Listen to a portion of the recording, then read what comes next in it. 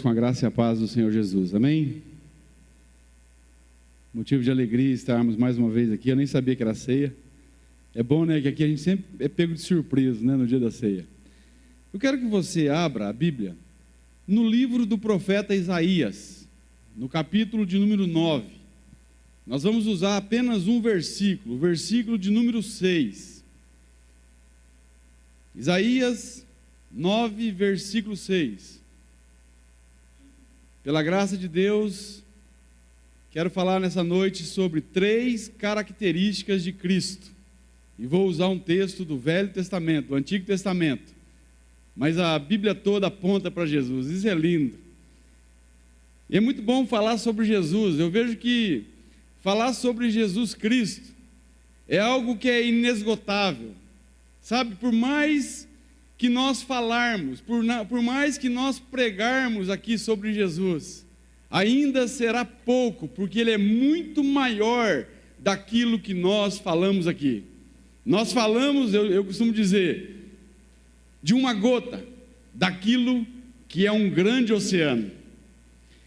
Então vamos lá, Isaías 9,6 diz assim: porque um menino nos nasceu, um filho nos foi dado, e o governo está sobre os seus ombros, e ele será chamado Maravilhoso Conselheiro, Deus Poderoso, Pai Eterno, Príncipe da Paz. Feche seus olhos mais uma vez. Pai, é a Tua palavra bendita que nós temos lido. O desejo do nosso coração é que o Senhor fale conosco, Deus. Faz o que o Senhor quiser, no nome santo de Jesus. Amém. Bem, Isaías 9 começa dizendo que o povo caminhava em uma grande escuridão, caminhava em trevas. Então aqui no versículo 6 nós lemos que um menino nasceu para governar. Esse menino, nós vamos ver que ele recebeu o nome de Jesus, que significa Salvador, porque ele veio e habitou entre nós. É glorioso isso. Então, usando esse texto, eu quero destacar 3 características de Jesus Cristo. Primeira, a humanidade de Cristo. Um menino nos nasceu, um filho nos foi dado. Muitos duvidam e duvidarão até que Jesus Cristo foi um ser humano. No primeiro século, a igreja sofreu muito ataque dessa grande heresia, dizendo que Jesus Cristo não era homem. Os gnósticos, eles acreditavam que toda a matéria era má e que todo o espírito era bom. Então eles olhavam para a pessoa de Jesus na história e eles viam que não tinha como Jesus ser homem, por tudo aquilo que ele fez.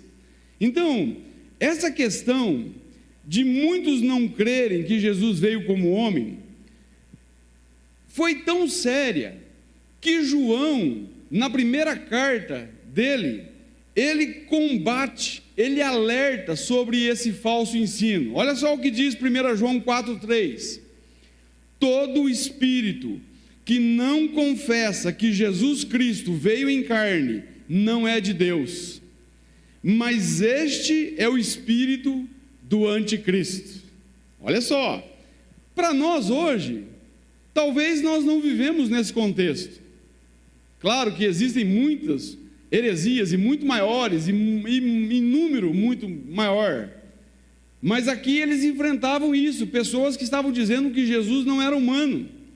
Então, mas por que a humanidade de Jesus é tão importante? Você já parou para analisar? Por que Jesus veio ao mundo? Por que ele teve que nascer de uma virgem? Por que ele precisou se fazer homem? Nós vamos ver que Jesus, ele cumpriu todas as profecias que dizia sobre ele. Ele veio para ser um representante do homem. Nós vamos ver isso, porque o homem pecou e precisava de um justo para morrer, para salvar o homem. Então, olha só, as profecias que Jesus cumpriu, olha só o que Jesus diz, é um relato do próprio Jesus Cristo. Lucas 24, versículo 44 em diante, Jesus diz assim: foi isso que eu lhes falei enquanto ainda estava com vocês. Era necessário que se cumprisse tudo que a meu respeito estava escrito na lei de Moisés, nos profetas e nos salmos.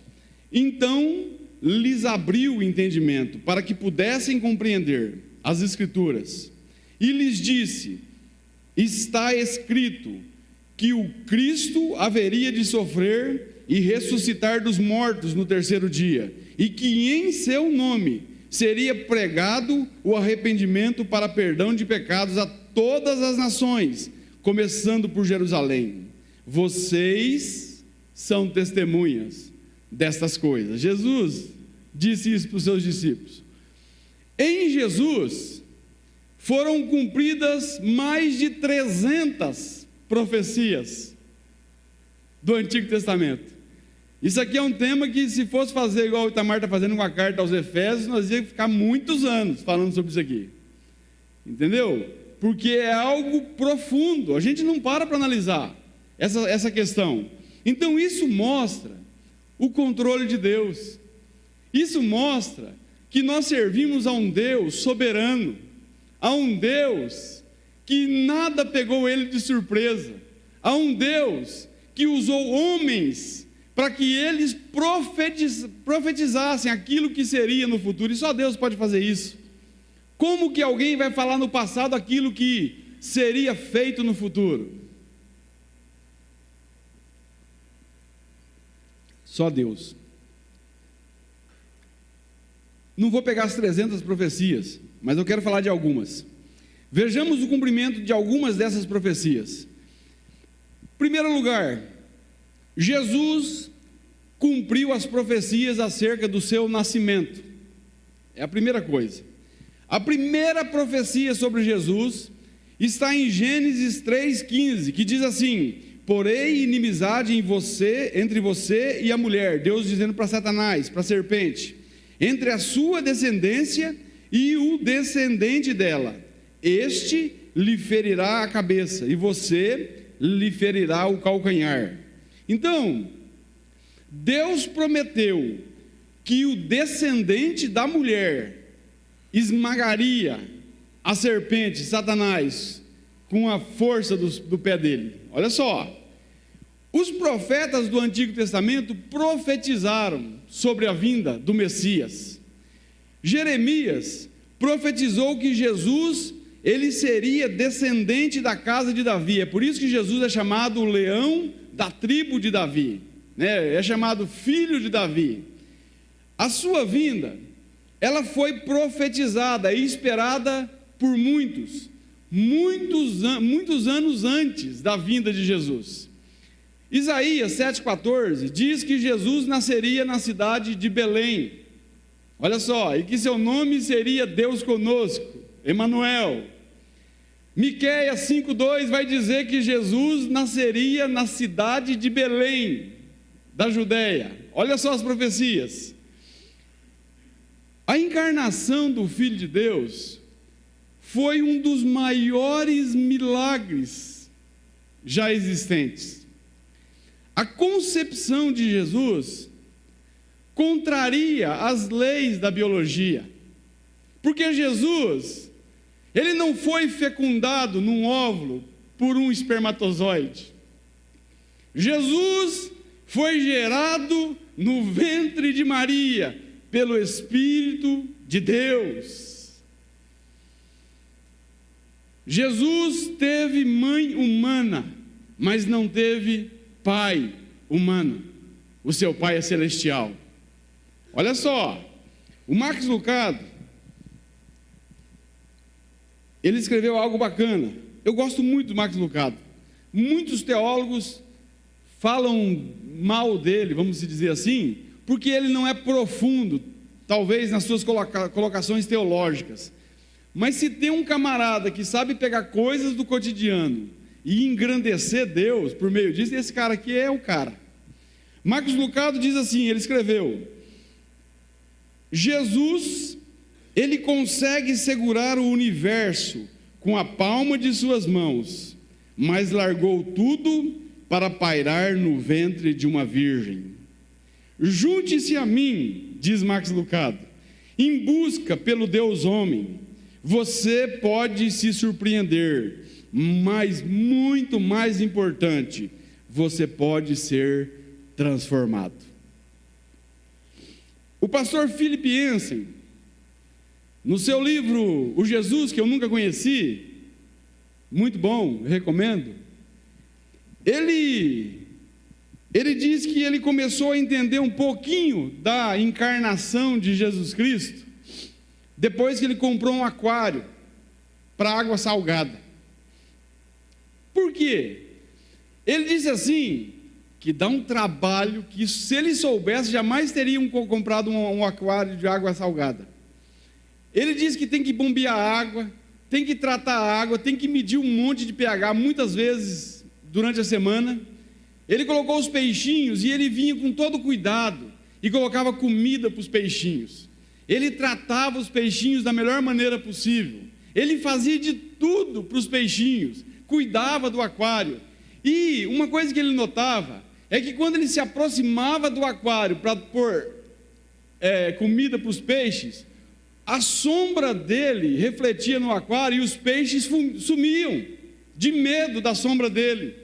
Aí ele diz assim: mas será que eles não veem que eu estou fazendo bem para eles? Será que eles não veem que eu estou tratando bem deles, que eu estou dando comida para eles, que eu faço de tudo, que eu estou agindo com misericórdia, com graça com esses peixes? E eles somem da minha presença? Philip Yancey disse: como eu queria me tornar um peixe e entrar nesse aquário para dizer o tanto que eu amo esses peixes, o tanto que eu cuido deles, que eu não sou essa divindade que assombra. Olha só a cabeça do Philip Yancey, onde foi, cara? E ele diz assim: foi isso que Deus fez com a humanidade que Ele criou. Ele se fez um de nós. Ele se tornou homem. Ele compreende o que nós sentimos. Então, o Philip Yancey, ele diz assim: imagina um pintor que se torna uma mancha da tinta para se jogar na tela que ele pintou. Philip Yancey disse isso também. Então, Jesus, Ele é o Deus esvaziado. Jesus ter vindo a esse mundo, às vezes é muito para a nossa cabeça. Se tem uma coisa que é complicada, é entender a questão da humanidade de Jesus. Porque Jesus foi 100% homem, sendo 100% Deus. Mas uma coisa que me admira é que Jesus, Ele deixou a sua glória, e Ele não veio a esse mundo para ser bem tratado. Ele veio a esse mundo para ser maltratado. No começo já do seu nascimento, Ele nasce em um estábulo, perto de animais. Jesus, Ele se humilha para entrar no templo.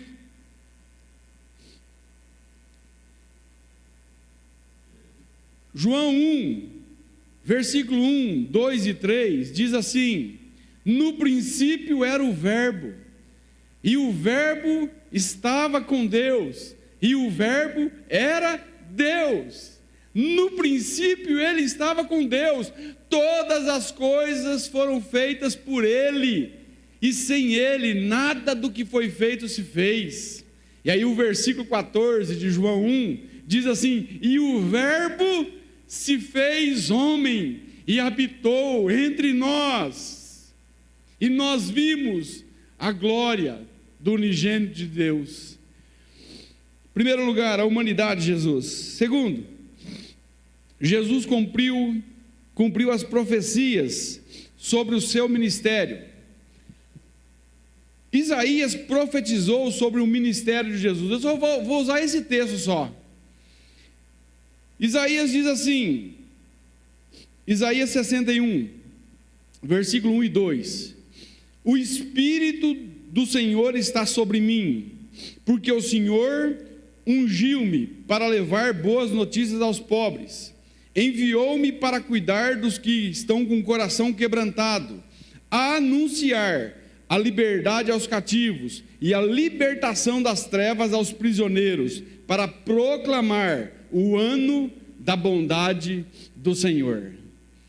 700 anos antes de Jesus cumprir isso. Aí Jesus, Lucas, capítulo 4, versículo 14, está escrito: Jesus voltou para a Galileia no poder do Espírito, e por toda aquela região se espalhou a sua fama, e ensinava nas sinagogas, e todos o elogiavam. Ele foi a Nazaré, onde havia sido criado, e no dia de sábado entrou na sinagoga, como era de seu costume, e levantou-se para ler. Olha só, Jesus vai na sinagoga e ele levanta para ler. Foi-lhe entregue o livro do profeta Isaías. Jesus abriu-o e encontrou o lugar onde estava escrito: o Espírito do Senhor está sobre mim, porque Ele me ungiu para pregar as boas novas aos pobres. Ele me enviou para proclamar liberdade aos presos e recuperação de vista aos cegos, para libertar os oprimidos e proclamar o ano da graça do Senhor. Aí Jesus devolve o pergaminho, senta-se e diz: esta palavra se cumpre hoje. Falando dele mesmo. Cara, é glorioso isso. Tanto é que os judeus não aceitaram. Eles expulsaram Jesus da sinagoga, levaram ele no pináculo da colina para lançá-lo precipício abaixo. Mas Jesus passou entre eles e foi embora. Outra coisa, terceiro lugar, Jesus cumpriu as profecias sobre o seu sofrimento, sobre a sua morte, sobre a sua ressurreição. Eu não vou falar aqui do cumprimento, vou falar das profecias. O cumprimento a gente já sabe. Olha só, Zacarias profetizou que Jesus seria vendido por 30 moedas de pratas. Zacarias 11, versículo 12: eu lhes disse, se acharem melhor assim, paguem-me, se não, não me paguem. Então eles pagaram 30 moedas de prata. Falando de Judas Iscariotes. Olha só o que Isaías profetizou. Ele profetizou que Jesus seria julgado, mas ficaria calado. Isaías diz: ele foi oprimido e afligido, contudo não abriu a sua boca. Como um cordeiro foi levado para o matadouro, e como uma ovelha que diante dos seus tosqueadores fica calada, ele não abriu a sua boca. Isaías 53, 7. Isaías profetizou que Jesus morreria por nós, por causa dos nossos pecados. Olha só o que diz Isaías 53, versículo 4 e 5. Certamente Ele tomou sobre si as nossas enfermidades, Ele levou sobre si as nossas dores, contudo, nós o consideramos castigado por Deus atingido e afligido, mas Ele foi traspassado por causa das nossas transgressões, foi esmagado por causa das nossas iniquidades. O castigo que nos traz paz estava sobre Ele, e pelas suas feridas nós fomos curados. Ele foi moído pelas nossas transgressões. Todas as vezes que eu participo da ceia, que que eu coloco um pedaço de pão na boca e eu mastigo esse pão, eu lembro do corpo de Jesus que foi triturado por nós, por causa dos nossos pecados. Olha só o que os nossos dentes fazem num pedaço de pão, acaba com o pão. Jesus, Ele se doou, Ele se deu a si mesmo por nós. Ele sofreu e sofreu morte de cruz. Não é uma morte qualquer, por causa de mim.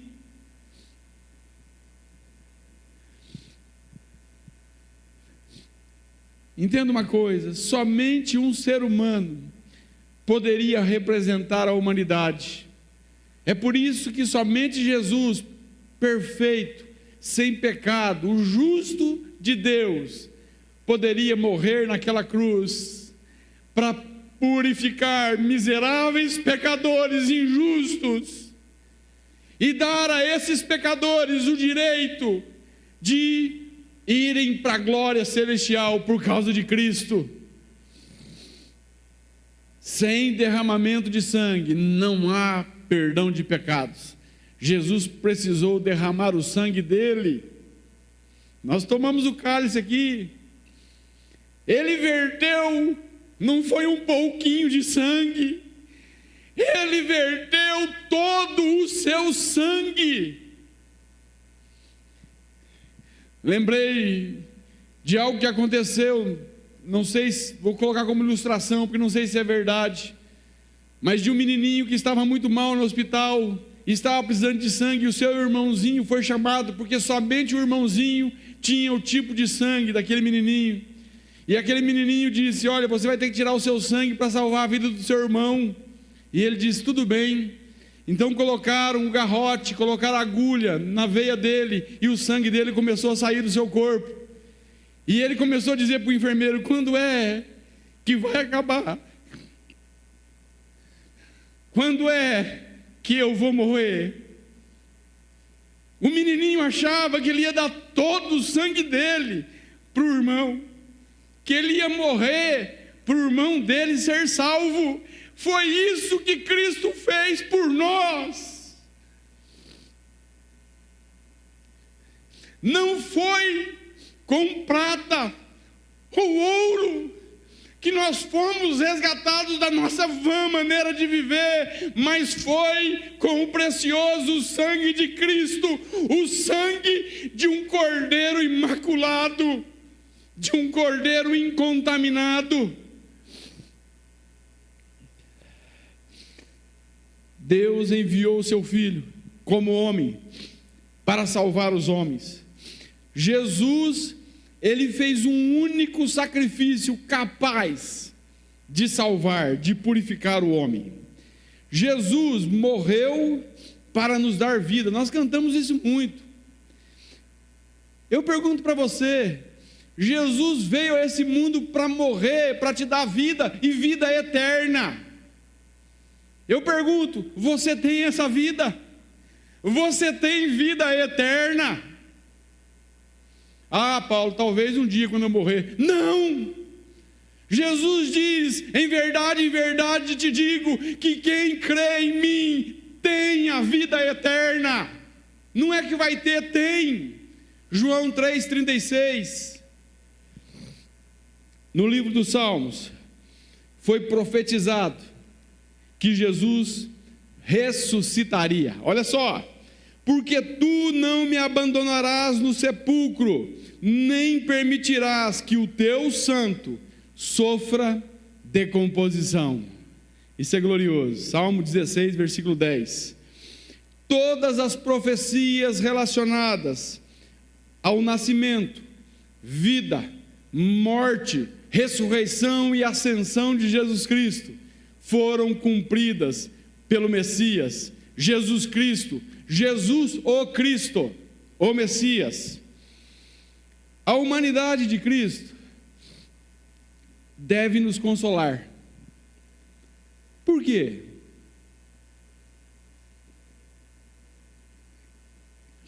Por qual razão? a humanidade dele deve nos consolar? O autor aos Hebreus responde. Olha só o que o autor aos Hebreus diz. Hebreus 4,14. Porque temos um grande sumo sacerdote que adentrou os céus, Jesus, o Filho de Deus. Apeguemo-nos com toda a firmeza a Ele, a essa fé que professamos, pois não temos um sumo sacerdote que não possa compadecer-se das nossas fraquezas, mas sim alguém que, como nós, passou por todo tipo de tentação, porém sem pecado. Jesus, Ele se compadece de nós. Ele sentiu o que nós sentimos. Ele foi um de nós. Talvez você diga assim: ninguém entende a minha dor. Ele entende. Ah, ninguém entende o meu sofrimento. Ele entende. Ele sofreu, e eu digo uma coisa: muito mais do que você, muito mais do que eu. Ele sabe o que nós sentimos. Ele sabe das nossas angústias. Ele conhece o que está profundo do nosso coração. Ele foi homem. Ele sabe o que passamos. Aí você pode dizer assim: ah, Paulo, mas Jesus era Deus. Sim, porém esvaziado. Ele se esvaziou.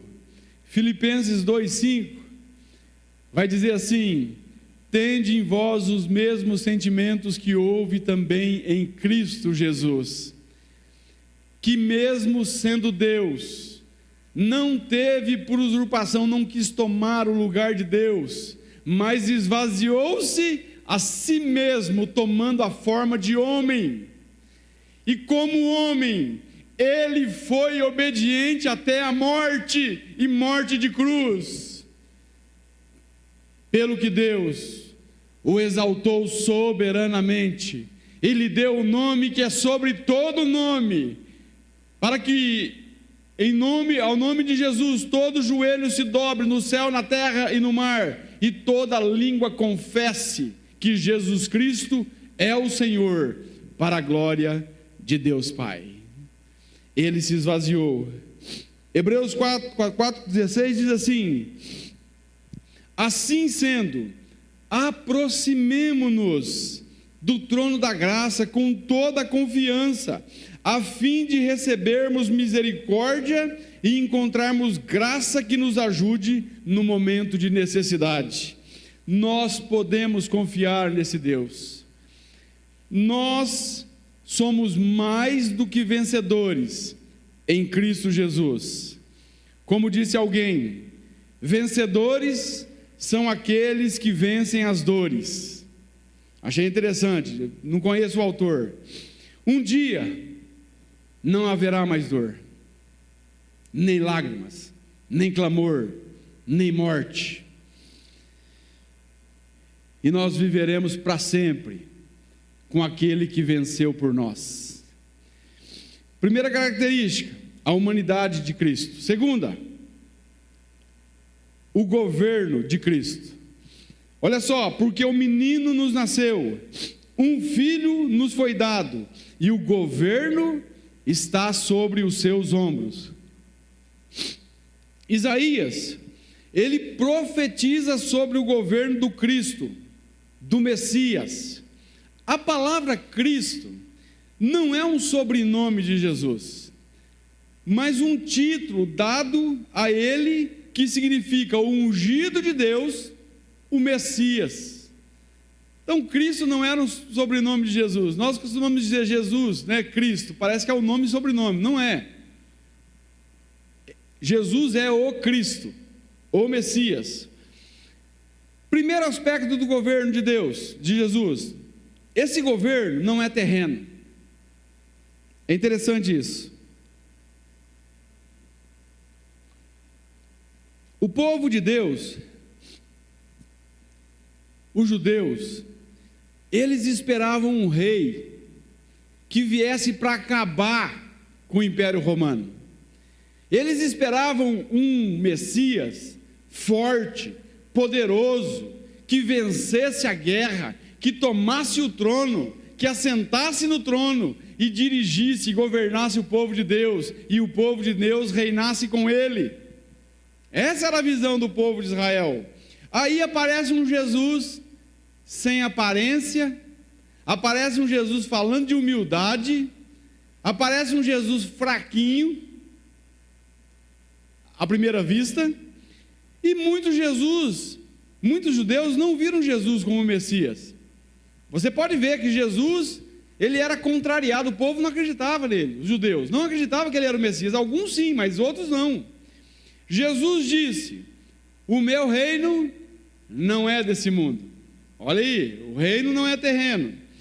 Se olharmos para esse mundo numa perspectiva apenas terrena, vamos ver que o reino de Deus está longe.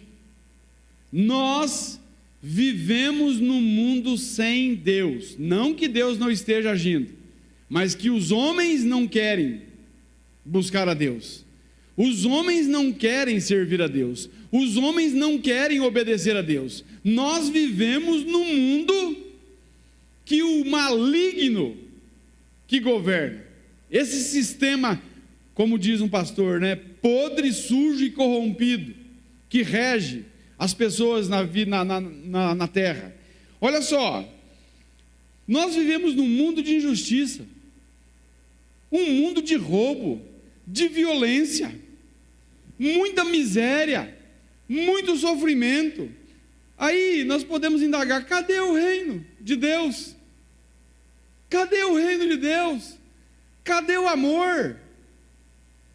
Aborto, assassinatos, criancinhas chorando com fome, uma saúde, um sistema de saúde fadado ao fracasso a cada dia. Agora, olha só, porém Jesus disse assim: o reino de Deus não vem com aparência exterior. Ele disse que o reino está entre nós. O reino é invisível, o governo é espiritual. Você tem que entender uma coisa, que mesmo que as pessoas não gostem, não queiram, Deus está fazendo a sua obra. Deus está alcançando corações, Deus está transformando vidas e inserindo pessoas no seu reino e fazendo com que o reino dele seja manifesto na vida das pessoas. Você pertence a esse reino espiritual. Jesus governa a sua vida. Você já nasceu de novo. Por que eu estou perguntando isso? Porque para entrar nesse reino é necessário nascer de novo. Jesus disse a Nicodemos: em verdade eu te digo, que se você não nascer de novo, você não vai ver o reino de Deus. Aí ele diz: é necessário nascer da água e do Espírito, porque se isso não acontecer, você não vai entrar no reino de Deus. A vida muda quando Jesus muda a vida, quando nós somos governados por Ele. Isso não quer dizer que nós somos perfeitos, isso não quer dizer que você nunca mais vai pecar. Não é isso. Mas uma coisa é clara na vida daqueles que foram chamados para esse reino: há no coração desses um desejo enorme de glorificar o Rei, de exaltar o Rei desse reino, de viver na presença do Rei, de ser súditos do reino de Jesus Cristo. Segundo aspecto do governo de Cristo: esse governo não pode ser abalado. Hebreus 12, 28 é um dos versículos que eu gosto muito, que diz assim: por isso, tendo recebido um reino que não pode ser abalado, retenhamos a graça, pela qual sirvamos a Deus agradavelmente, com reverência e piedade. Olha, isso aqui é maravilhoso. O reino de Deus não pode ser abalado. Deus não muda, Deus não dissimula, Deus não mente, Deus é fiel. Deus não é como políticos. Eu vou colocar a palavra alguns aqui para não generalizar. Alguns políticos prometem e não cumprem, mas não é isso que acontece com Deus. Ele promete, ele faz, ele cumpre. Por quê? Ele é fiel. Deus não é levado pelas emoções. De dia está tudo bem, de tarde Deus está bravo. Imagina se Deus fosse assim, fosse levado pelas emoções, igual muitas vezes nós. A fé é um firme fundamento, não é areia movediça. É interessante isso. Os homens quebram pactos, os reinos humanos, eles foram, são e serão abalados. Se você olhar para os grandes impérios da história, eu começo a questionar: cadê o reino egípcio e os faraós? Cadê o império babilônico do grande rei Nabucodonosor? Cadê o império medo-persa do grande rei Ciro ou Dario? Cadê o império grego de Alexandre o Grande? Cadê o império romano dos Césares, Júlio César, Nero, Calígula e tantos outros? Cadê? Onde estão Hitler, Mussolini, Stalin, Napoleão Bonaparte? Todos esses reinos foram abalados e não existem mais. Mas o reino de Deus a qual nós pertencemos, nada nem ninguém consegue abalar. Ele é firme, pode confiar. Um dia, acho interessante, chegaram no pastor Manuel Fernandes, homem de Deus. Um dia chegaram no pastor Manuel Fernandes e disseram para ele assim: pastor, estão querendo puxar o teu tapete. Aí ele disse assim: pena que eles se esquecem que eu não estou firmado em cima do tapete, eu estou firmado em cima de uma rocha inabalável. Cara, é glorioso isso, cara. Que coisa gloriosa que o pastor Manuel falou. Nós não estamos firmados em cima de um tapete que ninguém pode puxar, é em cima da rocha que é Cristo. Quem consegue mover a rocha que é Cristo? O Salmo 125 diz assim, nós cantamos isso: os que confiam no Senhor são como montes de Sião, que não se abalam, mas permanecem para sempre. Jesus é outro texto que não conheço o autor. Eu acho que esse camarada aqui era tão cristão que ele nem colocou o nome dele para que o nome de Cristo fosse exaltado apenas. Sabia que eu penso assim? Olha esse texto. O cara escreveu assim: Jesus nunca comandou um exército, nunca convocou um soldado, nem disparou um fuzil, e no entanto, nenhum outro general contou com o maior número de voluntários que, sob as suas ordens, fizeram rebeldes baixarem suas armas e renderem-se a ele, sem dar um tiro. Continuando, o reino de Deus é inabalável. Terceiro ponto, terceiro aspecto do reino, do governo de Cristo: esse governo não terá fim. Isaías, o próximo versículo 7, diz assim: ele estenderá o seu domínio, e haverá paz sem fim sobre o trono de Davi, e sobre o seu reino, estabelecido e mantido com justiça e retidão, desde agora e para sempre. Olha só, Cristo, ele sustenta o seu governo. O seu governo permanece para sempre. O reino de Deus é um reino eterno. Começa aqui para nós na terra, mas não tem fim. E eu vou correr. Primeira característica, a humanidade de Jesus. Segundo, o governo de Cristo. Terceira e última, a divindade de Cristo. O texto de Isaías 9, versículo 6 diz assim, ele termina falando e mostra algumas características e respondem quem Jesus é. Primeiro, Jesus é o maravilhoso conselheiro. Vejamos o que Cristo falou a seu respeito. Jesus disse assim: eu sou o pão da vida, quem crê em mim nunca terá fome. Jesus disse, João 8,12, eu sou a luz do mundo, quem me segue jamais andará em trevas, mas terá a luz da vida. Jesus disse, João 10,9, eu sou a porta, quem entrar por mim salvar-se-á, sairá e encontrará pastagens.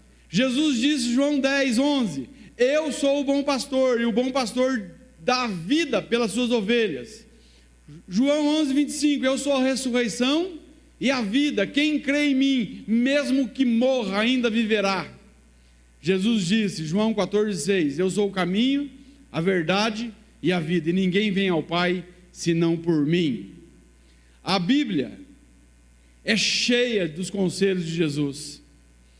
Olha o Sermão do Monte, olha as parábolas de Jesus, olha os ensinos de Jesus. Rapaz, nós temos muito para desfrutar. A Bíblia, ela é cheia da verdade de Deus, ela é cheia da verdade que liberta, que é Cristo, Jesus Cristo. Ele é a verdade que liberta o homem.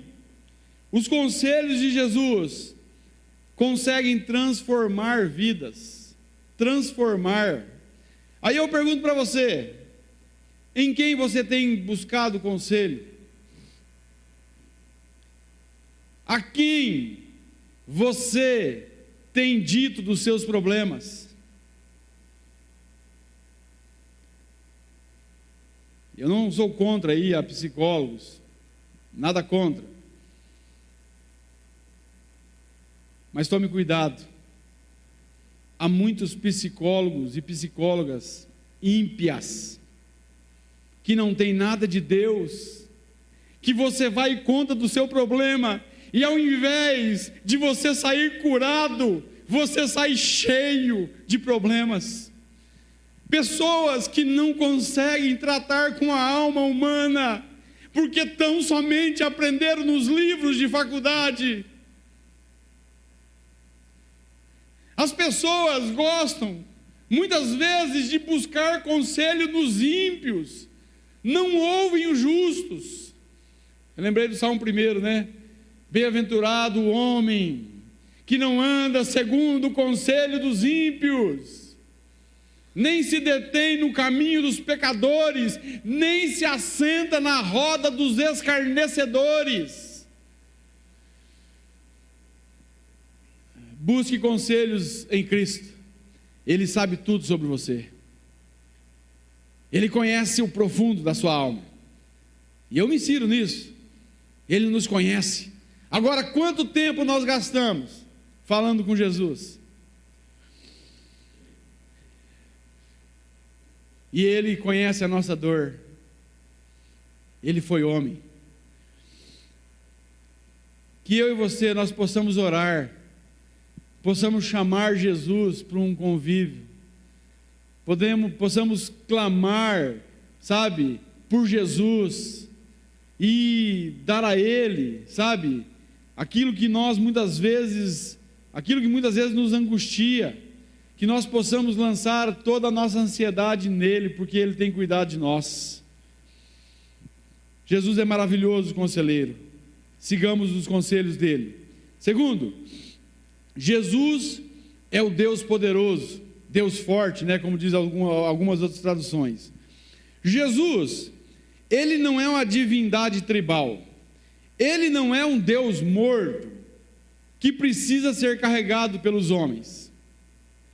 Jesus, ele não é como o Loki do filme dos Vingadores. Eu achei bacana aquela cena. A cena que eu mais gostei do filme dos Vingadores foi aquela lá, que o Loki diz para o Hulk: eu sou um Deus, eu não sou como vocês, míseras criaturas. Aí o Hulk pega ele assim, pá, bate nele para tudo que é lado, deixa ele moído no chão e sai dizendo: Deus fraco. Isso no filme. Jesus é o Deus forte, é o Criador e sustentador de tudo. Jesus acalmou tempestades, o mar e o vento lhe obedecem, até a natureza lhe obedece. Jesus disse: todo poder me foi dado no céu e na terra.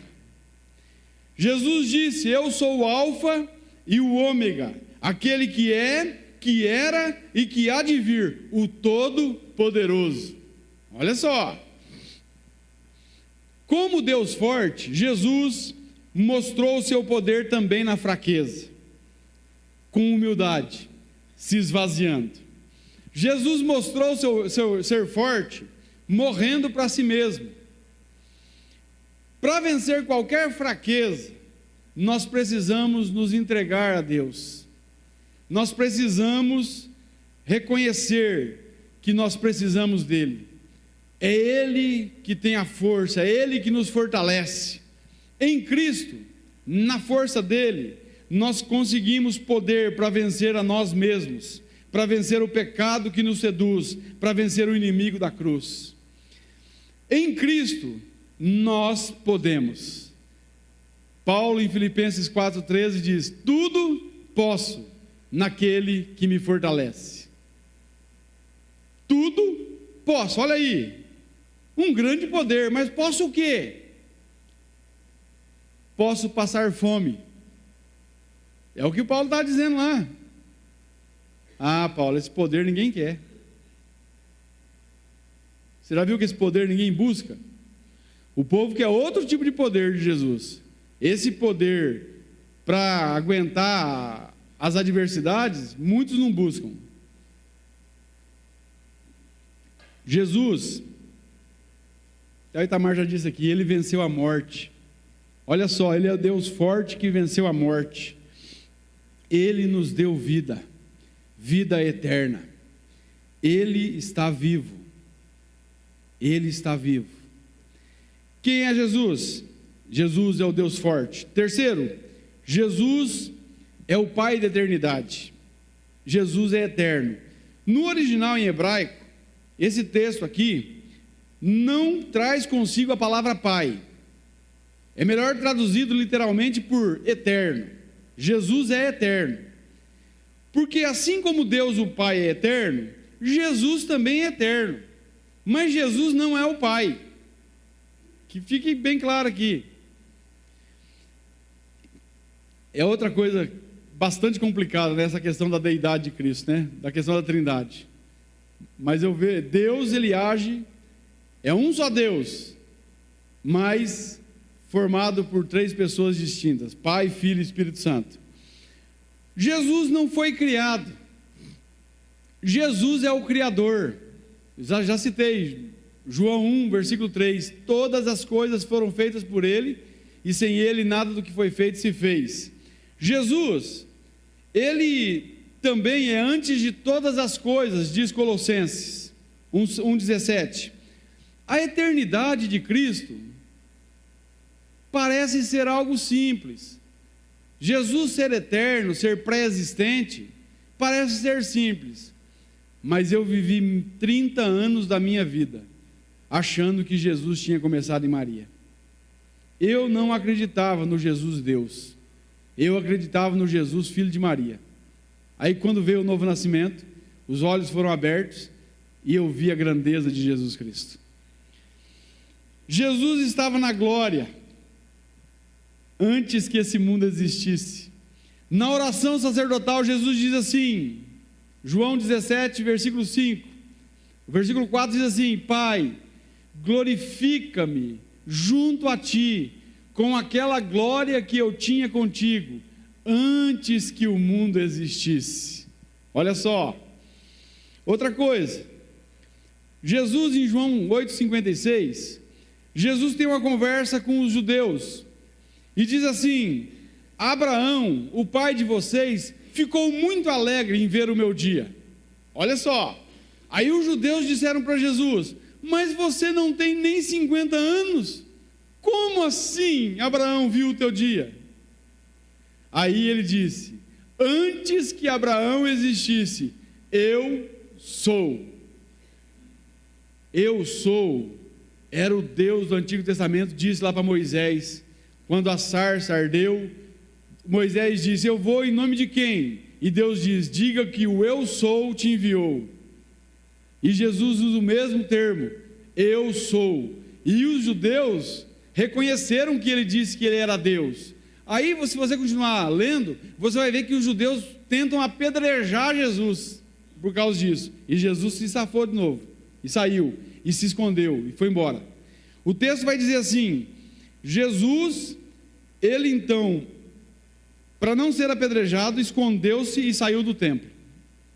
João 8,59. Quem é Jesus? Quem Jesus é? Quarto e último, para encerrar. Ele é o príncipe da paz. O seu nome será maravilhoso conselheiro, Deus forte, Pai da eternidade, príncipe da paz. Paz. A paz é uma pessoa, Jesus. A nossa paz, ela é uma marca da justificação de Cristo em nós. Romanos 5,1 diz: tendo sido, pois, justificado pela fé, temos paz com Deus. Por causa de Jesus, o príncipe da paz, nós podemos ter paz com Deus. E ao encontrar paz com Deus, o homem encontra paz consigo mesmo. Jesus disse assim: deixo-vos a paz, a minha paz vos dou, não a dou como o mundo a dá. Por quê?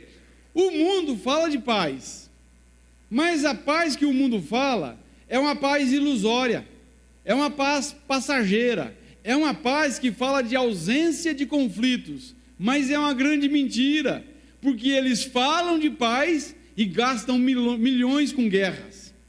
Falam de paz, mas vivem brigando. Que paz é essa?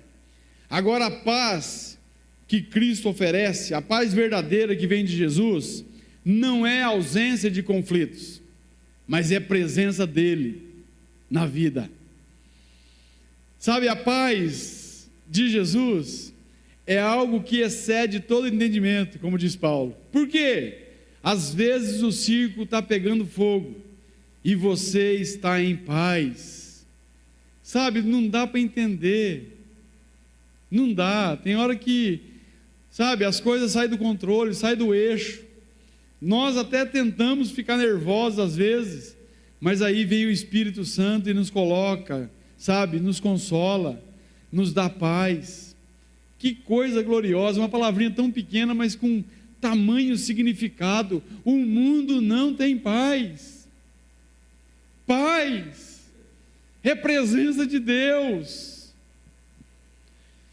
A paz é interior, é fruto do Espírito, não tem como comprar, porque não está à venda, e o valor foi pago, é muito alto. Efésios 2,13 diz assim: mas agora, em Cristo Jesus, vós que antes estáveis longe, fostes aproximados pelo sangue de Cristo, porque Ele é a nossa paz.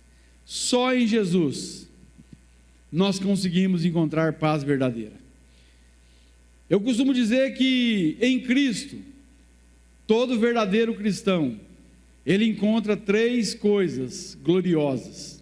Primeiro, verdadeiro amor. Segundo, verdadeira paz. Terceiro, vida eterna. Você tem essa paz? Você tem desfrutado de paz na sua vida? Eu quero chamar a Nayara, o grupo de louvor, nós vamos cantar um hino e depois eu quero estar orando.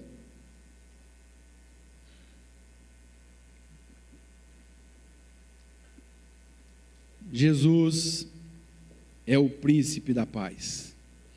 Isso é glorioso. E eu quero que você se coloque em pé. Vamos cantar esse hino. Adore a Jesus. Adore a Ele.